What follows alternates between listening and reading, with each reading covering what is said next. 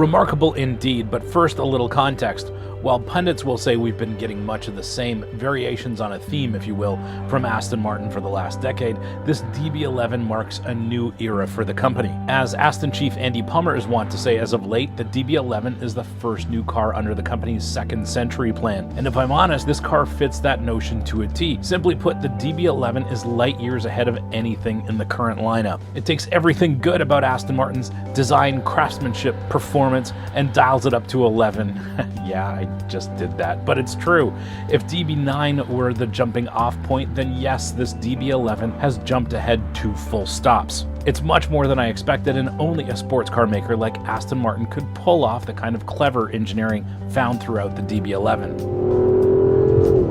Now, these roads here in Tuscany are just about perfect to test GT. They're also a bit of a disaster from time to time, and that really highlights this all-new platform and how good the suspension is, how well it's damped. But I do have to say that despite all of the modern technology and a lot of things that some people associate with the decline of the sports car, everything is simply enhanced here. This DB11 is just at another level altogether.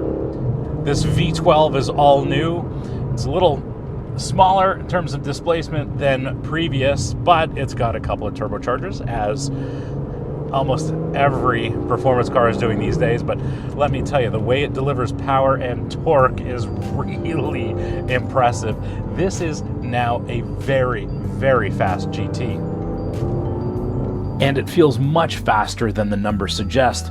Still made in Cologne, like all Aston Martin engines, this all-new 5.2-liter 48-valve twin-turbo V12 produces a formidable 600 horsepower and a wall of torque, 516 pounds-feet. Yes, the torque curve resembles a wall. Peak torque arrives at a very low 1,500 RPM and carries through to 5,000 RPM. That gives the DB11 a tremendous amount of real-world flexibility. It's a thoroughly modern engine with cylinder deactivation, where each bag of the V12 can be deactivated for emissions and fuel consumption purposes completely imperceptibly to the driver. But we don't care about that, do we? No, not really. How fast is it? Faster than what Aston is saying, that's for sure. The company says it'll do 0 to 100 kilometers an hour in 3.9 seconds, but my finely tuned butt-in-the-seat dyno suggests it's faster than that. On the move, it's fast enough to command your attention, even when giving it just half throttle. Yes, it's really quick. The transmission is the excellent ZF 8-speed automatic transaxle with a limited slip diff. It features skip shifting and rev match downshifts, but now includes torque vectoring that works noticeably well. Since we